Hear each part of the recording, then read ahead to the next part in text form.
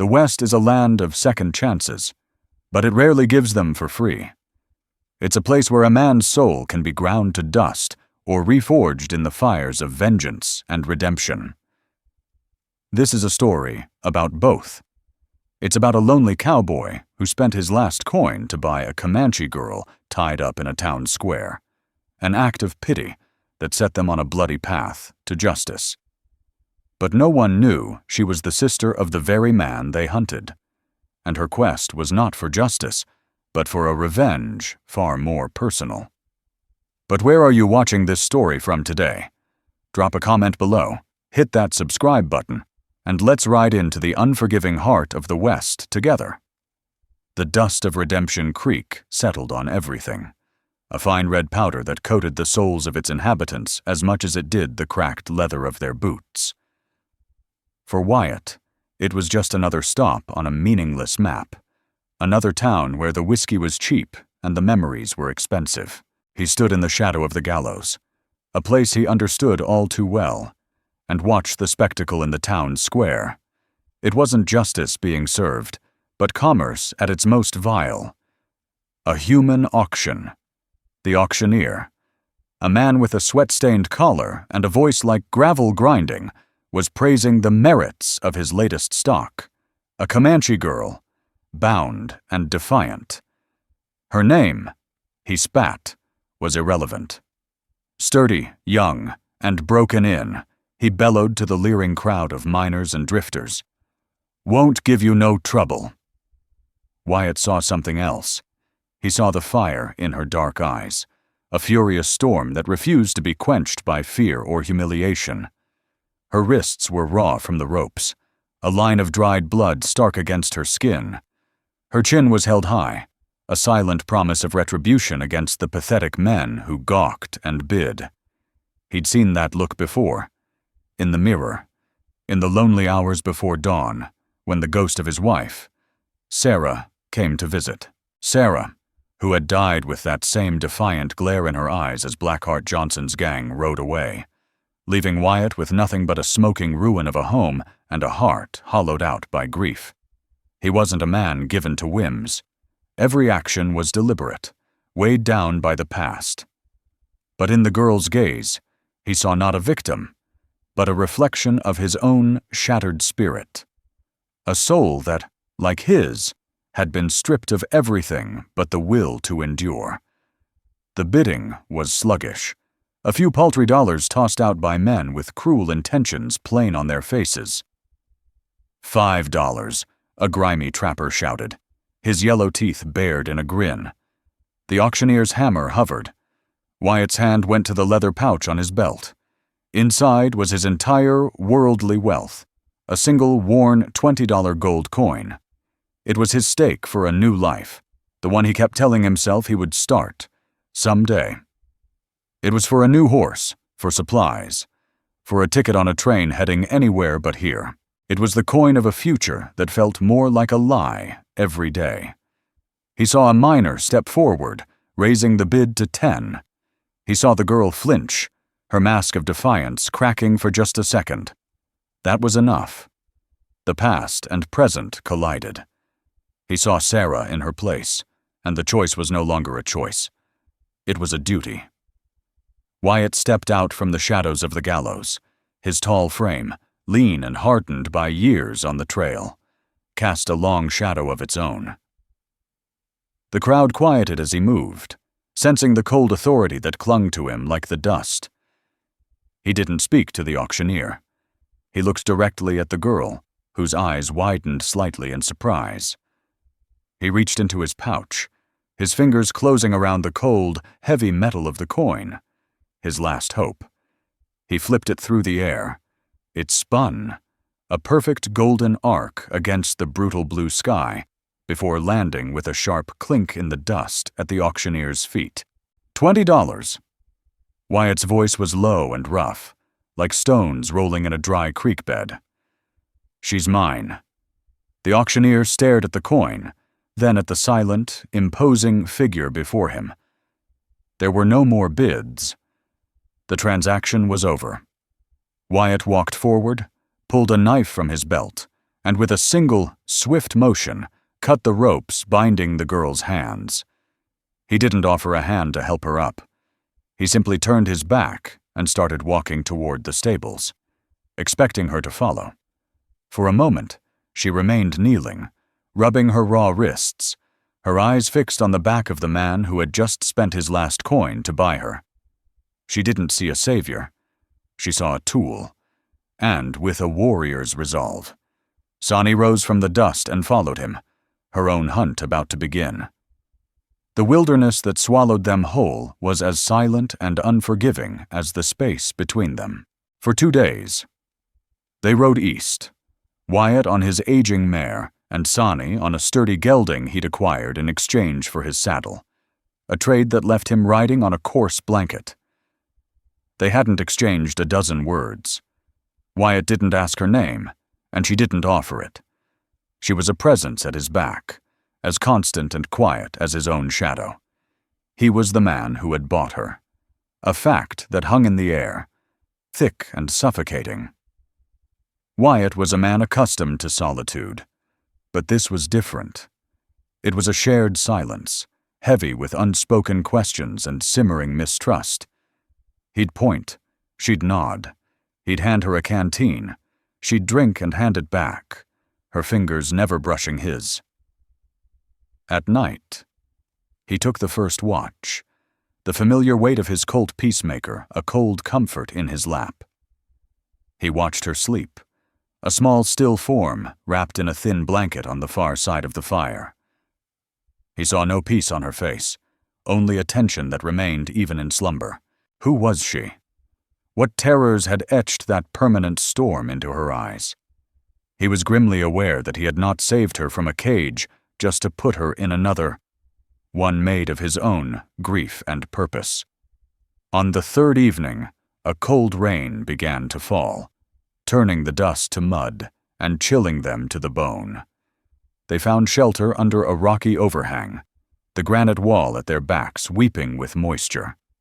The fire sputtered, a small beacon of defiance against the encroaching dark. Wyatt had managed to shoot a rabbit earlier, and now its meager scent filled their small shelter. He cooked the meat on a sharpened stick, the fat hissing as it dripped into the flames. He pulled the stick from the fire, divided the small portion of meat onto 2 tin plates, and pushed one across the ground toward her. She looked at the plate, then at him, her expression unreadable. For a moment, he thought she would refuse it, another act of silent rebellion. Instead, she took the plate and began to eat, slowly, deliberately. As the firelight danced across her face, Wyatt noticed for the first time the intricate pattern of a scar on her left forearm, partially hidden by her sleeve. It was not the jagged mark of an accident, but a series of fine, deliberate lines, almost like writing. His eyes lingered on it, and she noticed. She stopped eating, her hand instinctively moving to cover the mark. "It's a memory," she said, her voice surprisingly clear and steady, though raspy from disuse. It was the first time she had spoken a full sentence. Wyatt looked away, chiding himself for his intrusion. He knew about scars. His own were not on his skin, but seared into his soul, a brand left by Blackheart Johnson. "We all have 'em," he grunted, turning a piece of wood over in the fire with the toe of his boot.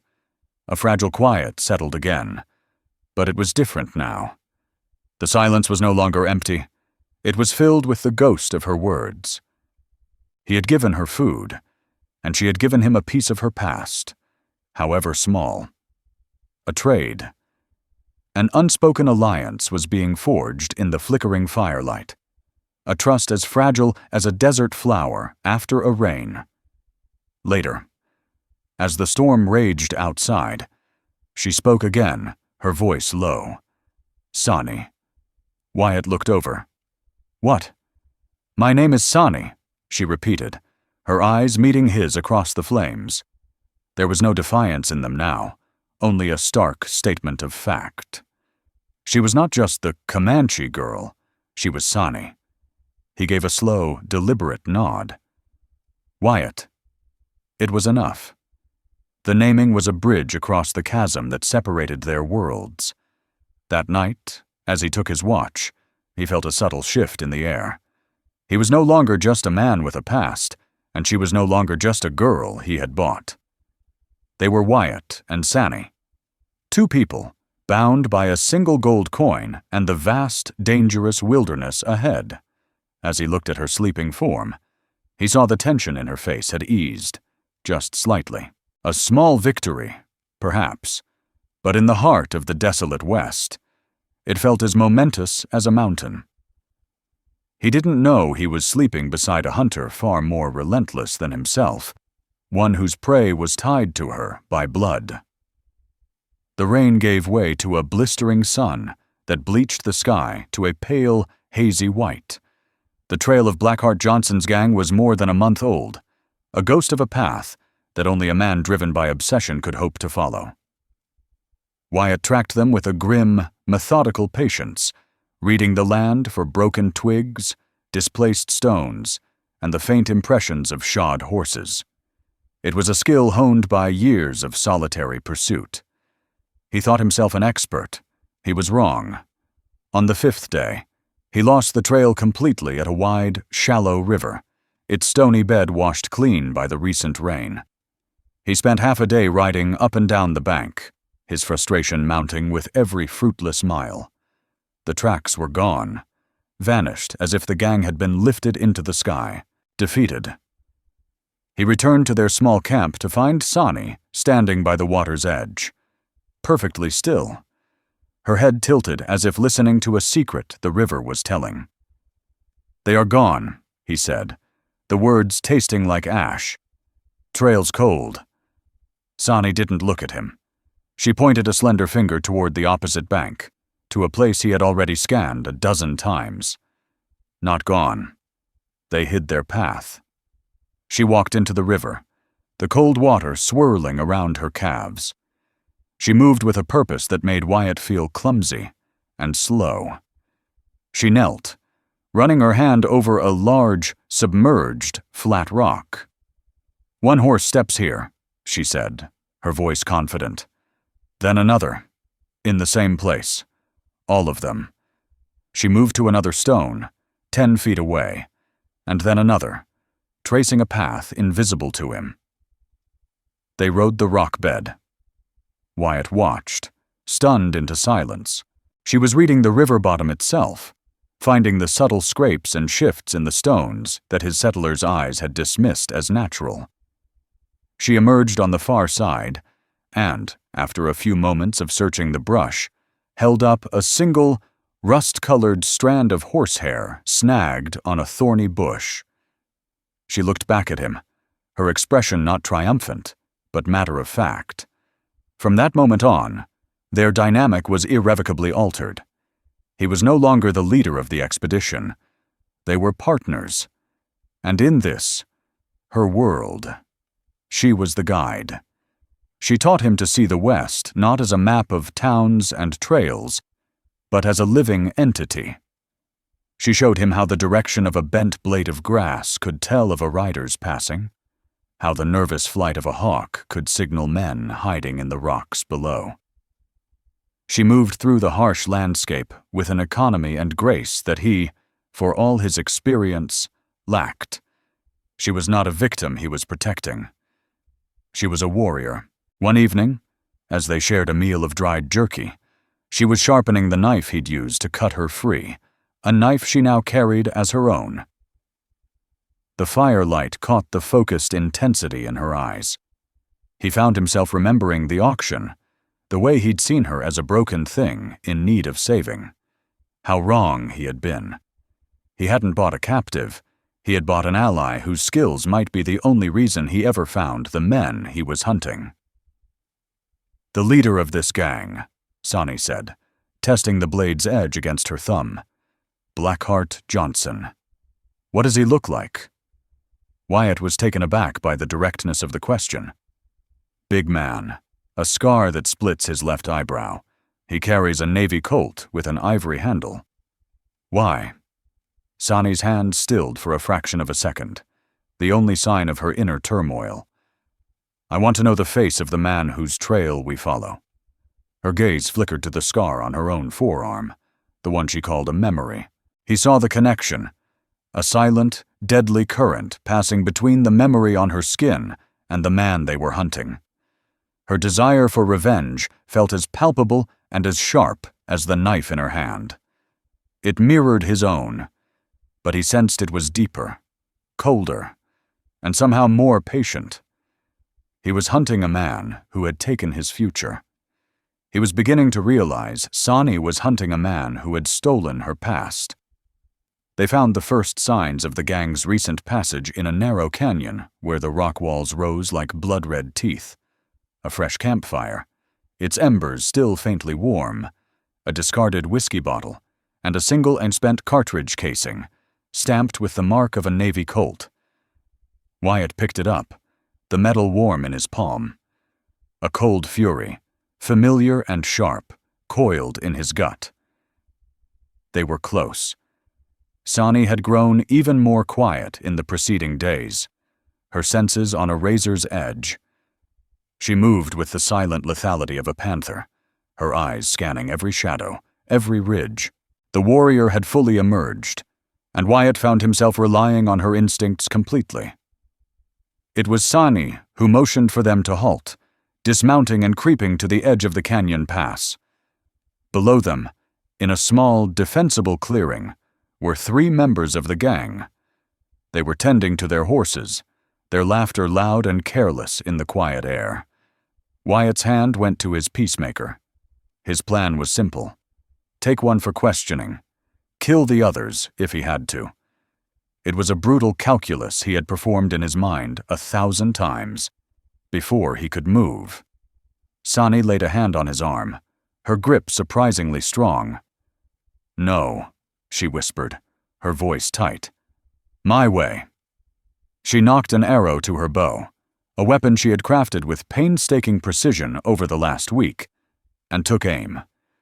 Her target wasn't one of the men, but a loose pile of rocks on the cliff face above them. The arrow struck with a sharp crack, dislodging a cascade of stone and dust that rained down on the clearing. Confusion erupted. The men swore, grabbing their rifles and spinning around, firing blindly at the cliffs.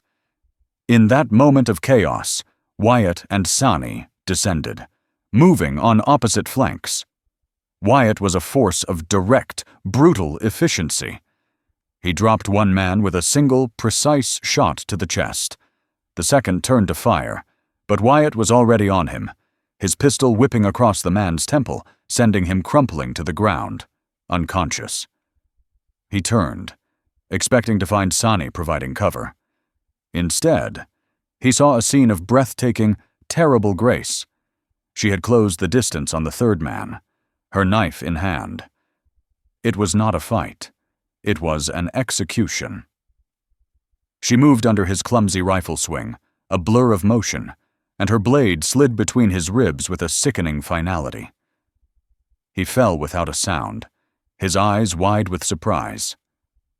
Wyatt stared, a chill running down his spine that had nothing to do with the fight, the ferocity, the cold, practiced skill. It was far beyond simple self-defense. This was personal. He tied up the unconscious outlaw, securing him to a tree. He turned to Sani, who was wiping her blade clean on the dead man's shirt.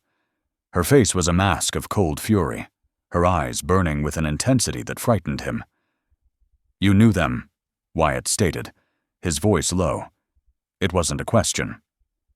Sani looked at the unconscious man, then at the dead one, and finally, her gaze met Wyatt's. The mask cracked, and for a second, he saw a profound pain, a grief so deep it seemed bottomless. "The one with the scar," she began, her voice trembling slightly before she mastered it. "The one you call Blackheart Johnson. The leader." She took a deep, shuddering breath, the words tearing from her throat as if they were poison. "He is my brother." The world seemed to tilt on its axis. The wind whistling through the canyon sounded like a mocking laugh. Wyatt's entire quest, the righteous anger that had fueled him for years, was suddenly twisted and corrupted. The woman he had protected, the warrior he had come to admire, was bound by blood to the monster he had sworn to destroy. Every shared meal, every silent understanding, every mile they had traveled together was cast in a new, sinister light. He looked at Sani, the woman who fought by his side, and saw the sister of the man who had murdered his wife, and he had no idea what to do. The confession hung in the air between them, heavier than a shroud. Wyatt's mind reeled, trying to reconcile the Sani he knew with the sister of Blackheart Johnson. His first instinct was betrayal, a hot, angry flush that rose in his chest. Had she been using him, leading him into a trap? He stared at the outlaw tied to the tree, then back at Sani, his hand resting on the butt of his pistol. Why? Wyatt's voice was a low growl. Why are you hunting your own brother? Sani's face was pale, her composure shattered. She looked away from him, toward the distant mountains where her brother's stronghold likely lay. He is not my brother, not anymore. He is Taka-Eda, the betrayer. Wyatt waited, the silence stretching. He had a right to know. His last coin had bought him that much. Finally, she began to speak, her voice hollowed out by a sorrow that seemed ancient. She told him of their childhood, of a boy named Chayton who was a proud warrior, a protector of his people. But the world changed. The settlers came, the buffalo vanished, and the treaties were broken. Desperation crept into their tribe like a sickness. Chayton grew bitter, arguing that their traditions were chains holding them back from survival. He saw power in the white man's greed, in his guns and his cruelty. He led a raid, Sani whispered, her eyes fixed on the past. Not against soldiers or settlers, against the Lakota, our allies. He stole their horses and sold them for rifles and whiskey. Our father, the chief, cast him out. He declared him dead to our people. But Chayton, now calling himself Johnson, didn't leave. He returned with a gang of outcasts, men like himself who had lost their honor. They came not for war, but for something far more sacred. There is a place in the hills, Sani continued, her hand clenching into a fist. A valley of winter count, where the stories of our people are painted on the rocks, generation after generation. It is our soul. He knew its location. He sold that knowledge to railroad men in exchange for gold. He betrayed our spirit for paper money. The final piece of the puzzle slotted into place with sickening clarity. Wyatt suddenly understood the scar on her forearm. It wasn't just a memory, it was a vow. "And your father?" he asked, already knowing the answer. "My brother killed him," she said, a single tear tracing a path through the dust on her cheek. "He killed our father to silence him. He burned our lodge. I was left for dead." Wyatt felt the anger drain out of him, replaced by a profound, weary sadness. His quest for justice suddenly felt small, almost selfish, compared to the epic tragedy of hers. He was hunting a man who had destroyed his life. Sani was hunting a man who had destroyed the soul of her people. He looked at her, truly seeing her for the first time, not as a Comanche girl, not as a victim, and not as the sister of his enemy, but as the last keeper of a desecrated legacy. "So this isn't about justice," Wyatt said quietly. "It's about revenge." "It is about balance," she corrected, her eyes flashing with their old fire. "He has torn a hole in the world. It must be sewn shut. With his blood." A chilling realization washed over Wyatt. He looked down at his own hands, at the pistol he carried. He had seen himself as an instrument of justice, a righteous avenger. But now, he had to face a new, disturbing question. In helping Sani, Was he serving justice, or was he merely a pawn in a brutal game of familial vengeance? Was he the weapon she would use to strike down her own brother? The line between right and wrong, once so clear and sharp in his mind, had blurred into a gray, dusty haze, as indistinct as the horizon before them. He was her partner, her ally, but he was also, he now understood, her instrument. The trail to the stronghold was a treacherous ascent into the jagged heart of the mountains. It was a place eagles called home, and men were fools to enter. They moved with a grim, shared purpose, the weight of Sani's confession settling between them, not as a barrier, but as a dark covenant. The unconscious outlaw had confirmed the location before Wyatt's fist had silenced him for good, a fortified box canyon known as Devil's Anvil.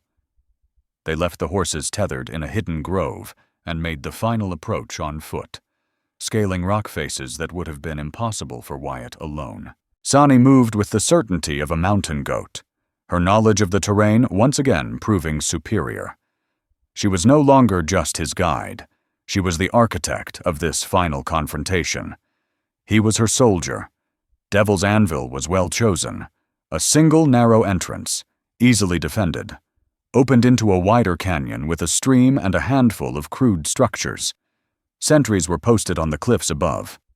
Wyatt's plan was to wait for the cover of darkness, to use stealth and shadow. Sani's was more direct. "He will be in the largest lodge," she said, her voice devoid of emotion. "He is vain. I will call him out." "That's suicide," Wyatt hissed. "His men will cut you down before you take 2 steps." "They will be watching you," she countered, her dark eyes locking onto his. "Create a diversion. On the east ridge. When they look your way, I will move. This is my fight. Wyatt, I must face him." He saw the unshakable resolve in her face. It was the same fire he'd seen at the auction block, now honed to a razor-fine point. To argue was pointless. He was bound to this path by the coin he had spent, by the trust they had forged, and by the ghost of his own wife. Who would have understood this burning need to see things through to their bloody end? He simply nodded. "Be ready." As dusk bled across the sky, painting the clouds in shades of purple and orange, Wyatt made his move. He circled wide, climbing to the ridge opposite the main sentry post. He'd gathered a small pile of dry brush and, using a flint and steel, set it ablaze. The fire caught quickly. A sudden blossom of orange in the deepening twilight. Shouts erupted from the camp below. Men pointed, their attention fixed on the distraction fire. It was the opening Sani needed. Wyatt watched from his perch as her form detached from the shadows near the canyon entrance. She did not creep or hide. She walked into the center of the camp, her head held high, the knife he'd given her gleaming in one hand, her bow in the other. "Chayton!" Her voice rang through the canyon, a cry filled with a lifetime of grief and rage. It silenced the camp instantly. A large man emerged from the main lodge, even from a distance. Wyatt recognized the formidable frame and the arrogant swagger. Blackheart Johnson, Chayton, stared at his sister, his face a mask of disbelief that quickly hardened into a cruel sneer. "Sister," he called out, his voice laced with mocking surprise. "I heard you had died. It seems I was misinformed." "You are dead to our people," Sani called back, her voice unwavering. "I am here to make it so for all." Chayton laughed, a harsh, ugly sound. "You and what army?" He gestured to the dozen men surrounding him, their guns now all trained on the lone woman. "She is not alone," Wyatt's voice boomed from the ridge. He fired a single shot from his peacemaker, not at a man, but at the lantern hanging outside the lodge. It exploded in a shower of glass and flame. Chaos erupted again. The camp was caught between 2 threats. Chayton, enraged, roared an order for his men to split up, half to storm the ridge, half to deal with his sister. It was in that moment of division that Wyatt was faced with his choice. His code of honor screamed at him to stay on the ridge, to fight a tactical battle, to pick off the men who were charging his position. It was the smart move, the survivor's move. But his loyalty, a thing he thought had died with Sarah, screamed louder. He saw Sani, standing alone, preparing to face her brother and 6 other men. His promise wasn't to a tactic, it was to her, cursing himself for a fool. Wyatt abandoned his superior position. He began a desperate, sliding scramble down the loose rock of the cliffside, firing as he went, no longer a sniper, but a charging berserker. He was no longer a pawn. He was a partner. He crashed into the middle of the fight, his pistols barking, drawing the fire and the fury of the gang onto himself. He saw Sani nock an arrow, her eyes never leaving her brother's. The battle for Devil's Anvil had begun, and Wyatt was caught in the heart of the crossfire, fighting for a cause that was no longer just his own, but for the fierce woman who had shown him that some things were worth more than a single gold coin. The roar of gunfire echoed and died in Devil's Anvil, replaced by the whisper of the wind and the groans of the dying. The ground was littered with bodies, a testament to the brutal, chaotic ferocity of the fight. Wyatt leaned against a rock wall, a searing pain in his left shoulder where a bullet had grazed him. His pistols were empty, his breath coming in ragged gasps. He had accounted for 4 of Johnson's men, a whirlwind of desperate, close-quarters combat that had pushed him to the very edge of his endurance. But his eyes were not on the men he had killed. They were fixed on the center of the clearing, where the true battle had reached its conclusion. Sani and Chayton stood facing each other, separated by only a few feet of blood-soaked dust. The remaining outlaws lay dead or dying around them. It had come down to this, as they both knew it must, a final, personal accounting between brother and sister. Chayton clutched a deep wound in his side, his face pale with shock and rage. His ivory-handled Colt lay in the dust a few feet away. Sani stood before him, an arrow nocked in her bow, the string drawn taut. Her aim was perfect, the arrowhead pointed directly at her brother's heart. There was no sound, no movement. The entire world seemed to hold its breath. "You have destroyed everything," Sani said, her voice quiet, yet carrying across the canyon. It was not a cry of rage, but a statement of fact, heavy with the weight of generations. Our name, our honor, our father. "I survived," Chayton spat, blood flecking his lips. "I did what he was too weak to do. Honor doesn't fill a belly, sister. Gold does." "Our honor was our soul," she replied, her voice breaking with a sudden, profound sorrow. "And you sold it for nothing." Wyatt watched, his own pain forgotten. He did not move to interfere. This was Sani's moment. This was the culmination of her journey, the purpose that had burned in her since he first saw her on that auction block. He had brought her here, but he could not take the final step for her. He saw the conflict in her eyes, the storm he knew so well. It was the final battle, waged not with a bow and arrow, but within her own heart.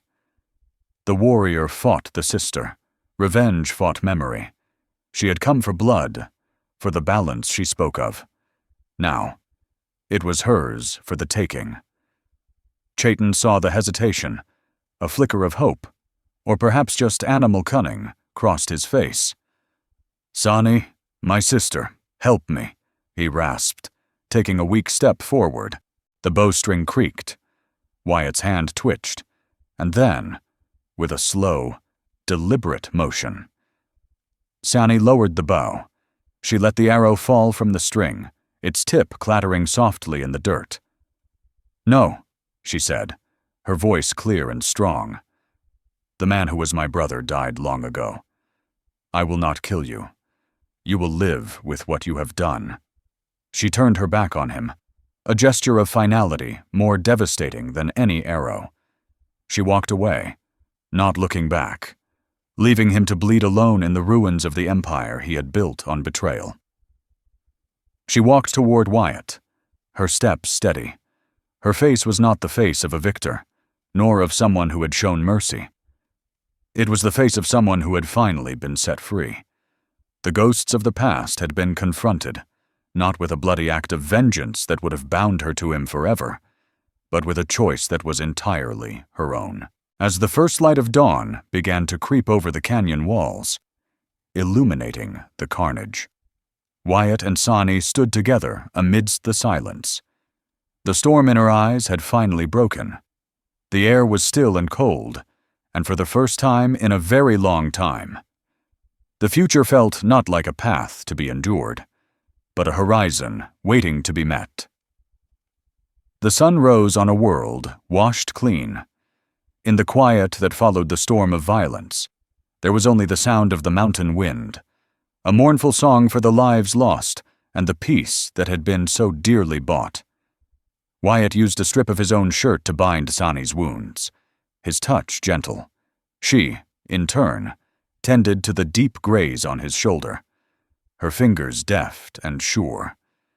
They moved in a practiced silence, a partnership cemented not just in survival, but in a shared understanding of loss and sacrifice. They did not speak of Chaitin, who they had left to the judgment of the wilderness. His fate was no longer their concern. Their journey for vengeance was over, its fires banked, leaving behind not ashes, but the warm embers of something new. They buried the dead, a grim task that felt like burying their own pasts. As they worked, Wyatt found the worn $20 gold coin in the pocket of a dead outlaw who had likely looted it from the camp's spoils. He cleaned the dirt from it and held it in his palm, its weight familiar. It had started their journey. It had been the price of a life, the cost of a partnership, the catalyst for all this bloodshed. He looked at Sonny, who watched him with her calm, clear eyes. Without a word, he walked to the edge of the highest cliff and, with a flick of his wrist, sent the coin spinning out into the vast emptiness. They watched it fall until it was swallowed by the canyon, a final offering to the ghosts. They had paid their debts. Now, they were free. Their path forward was uncertain, an unmarked trail on a map that was yet to be drawn. But as they stood together on that lonely precipice, watching the new day unfold over the unforgiving and beautiful land, they were not alone. The West had taken everything from them, but in the end, it had given them the one thing they truly needed: each other.